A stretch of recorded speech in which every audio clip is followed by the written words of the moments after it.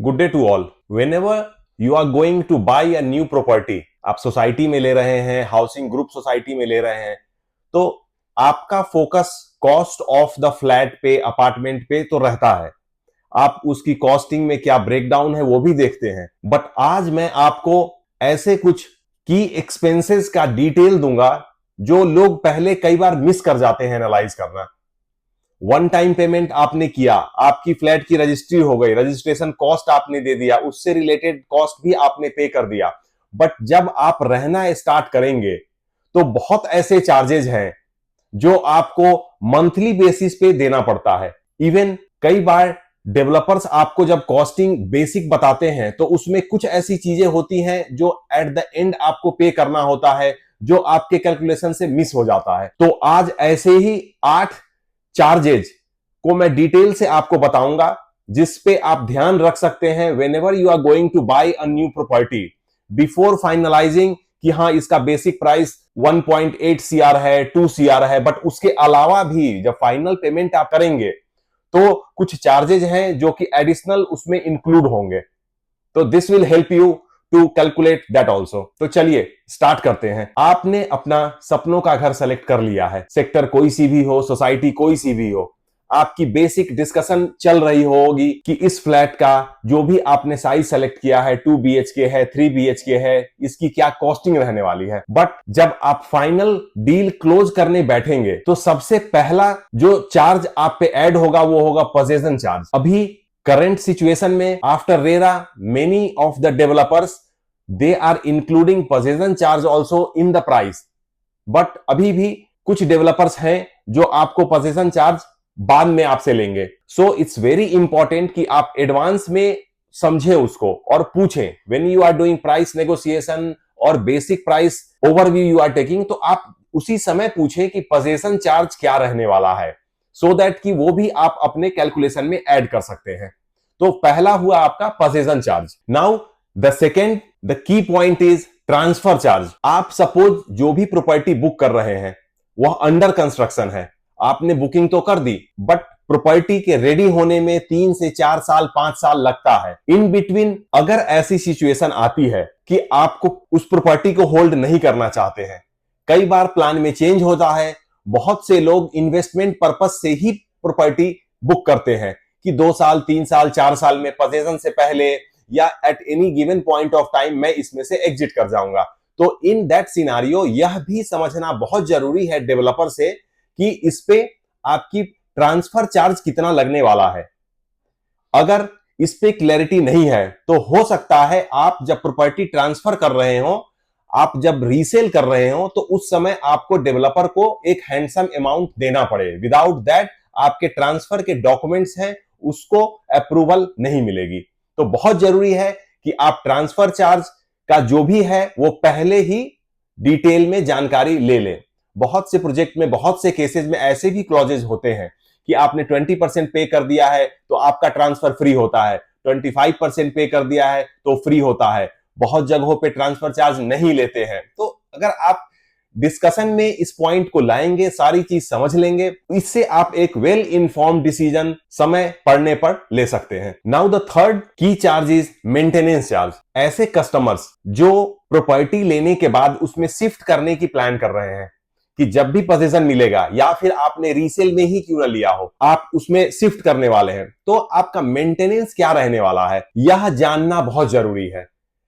नहीं तो आपके लिए कल को यह थोड़ा सा प्रॉब्लम क्रिएट कर सकता है, क्योंकि मेंटेनेंस जो है वो आपको मंथली पेमेंट करनी ही पड़ेगी। चार्जेस हाई हैं तो आपको हाई पे करना पड़ेगा। तो इन दैट केस बाद में बहुत सारे कस्टमर्स हैं, उनके कॉल आते हैं, क्वेश्चंस आते हैं कि ये तो हमारा अपना घर है, then why we have to pay this monthly charge. तो इसमें लॉजिक बहुत सिंपल है कि आपके जो भी कॉमन एरियाज होते हैं, आपके पार्क्स होते हैं, आपके लिफ्ट होते हैं, आपके प्लेग्राउंड्स होते हैं, स्विमिंग पूल होते हैं, तो इन सब की भी डे टू डे मेंटेनेंस की जाती है। इसमें बिजली लग रही है, आपकी लाइट लग रही है, तो जो भी कॉमन एरिया की होती है चीजें और उस पे जो भी एक्सपेंस होता है उसका एक बेसिक कैलकुलेशन पर स्क्वायर फीट में किया जाता है, जो कि अपने फ्लैट के एरिया के हिसाब से जो भी रेसिडेंट हैं वो पे करते हैं। तो इट्स वेरी नॉर्मल। बट हाँ, आप पहले इस पे डिस्कशन करेंगे, सारी चीजों को समझ लेंगे, तो at the end you will not get any kind of surprise. Now the next 2-3 points you need to be very careful, because ये ना थोड़ी सी ट्रिकी है. ये case to case, society to society, developers to developers, इन सब चीजों में थोड़ा सा मिक्सअप किया जाता है. अब बहुत जगहों पे आपका मेंटेनेंस चार्ज जो भी रहता है उसमें क्लब हाउस चार्जेस इंक्लूडेड होते हैं, बट कुछ प्रोजेक्ट्स में ऐसा होता है कि वो क्लब हाउस चार्ज का सेपरेटली आपसे पेमेंट लेते हैं.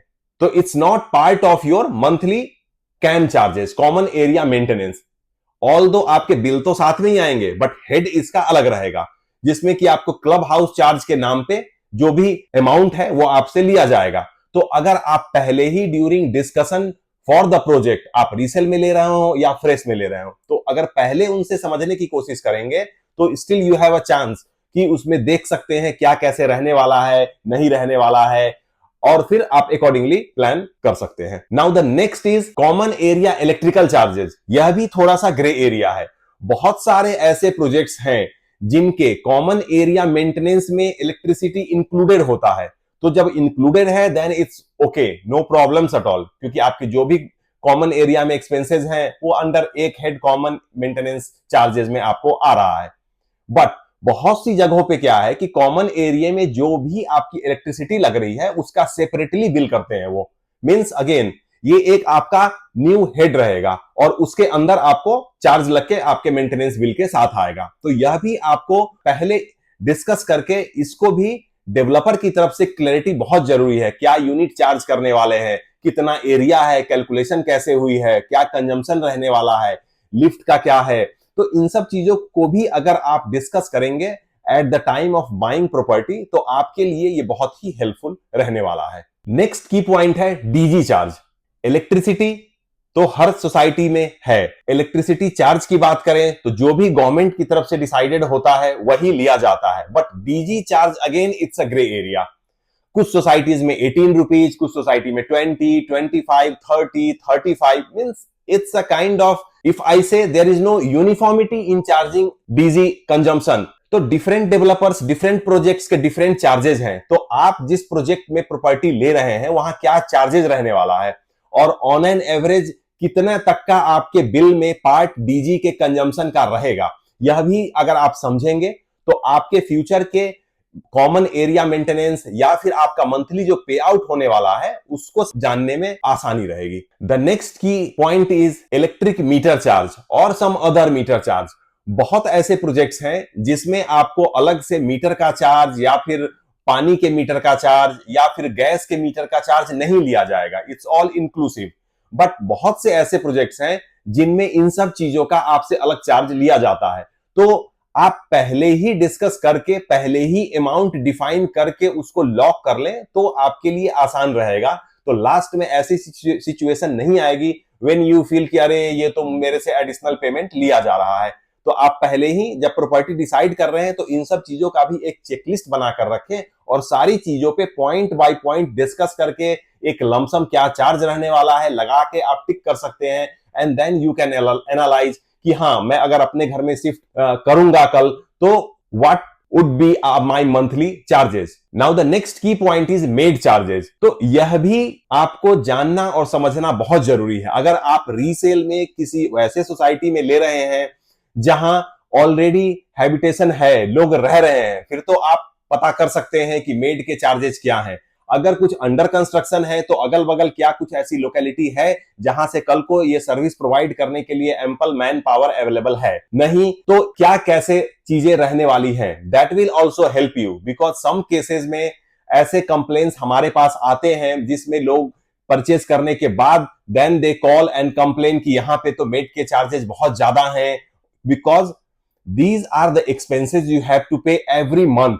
आपके मेड चार्ज हो गए, आपके कुक के चार्ज हो गए, आपकी कार क्लीनिंग के चार्ज हो गए, या इस तरीके के कुछ भी आप सर्विसेज लेते हैं तो एक eight the end of the month अगर इन सबको क्लब करेंगे तो it's a handsome amount.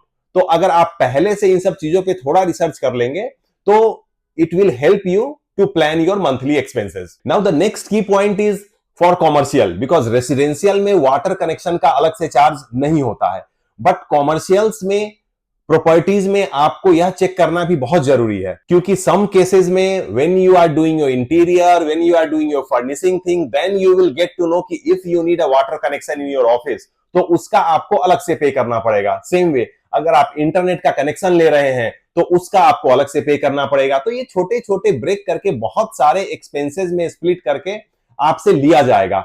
So better कि आप जब परचेज करने जा रहे हैं प्रॉपर्टी, तो पहले ही सारे चार्जेस का आप पता करें, पूछें कि क्या चीज है क्या नहीं है, because that time you have little bit power to negotiate the small small charges. 15,000 20,000 मतलब ऐसे अगर ऐसे दो चार चार्जेस को इकट्ठा कर देंगे तो आप देखेंगे एट द एंड आप अननेसेसरली 50,000 80,000 लाख 1.25 लाख आप एडिशनल पे कर रहे हैं इन सब चीजों के लिए। वही अगर आप फाइनल डिसीजन लेने से पहले नेगोशिएट करेंगे तो ये सब चीजें आपकी बच सकती हैं। तो ये थे की पॉइंट्स जो कि आपको ध्यान में रखना है, आपको चेकलिस्ट बनाना है। एंड ऑल दीज एक्सपेंसेस, आपको कुछ ऐसे एक्सपेंसेस हैं जो कि आपसे एडिशनल लिए जा रहे हैं वन टाइम, और कुछ ऐसे हैं जो कि आगे भी आपको मंथली हर महीने पे करना है। तो थोड़ा सा इस पे आप चेकलिस्ट बना के सारी चीजें अपने डिस्कशन के अंदर लाएं।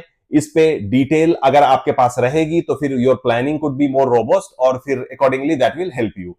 इसी तरह के मोर इंफॉर्मेटिव वीडियो के लिए don't forget to like my video, subscribe my video, and by the time I come with the next video, keep watching, stay safe, stay healthy. Thank you.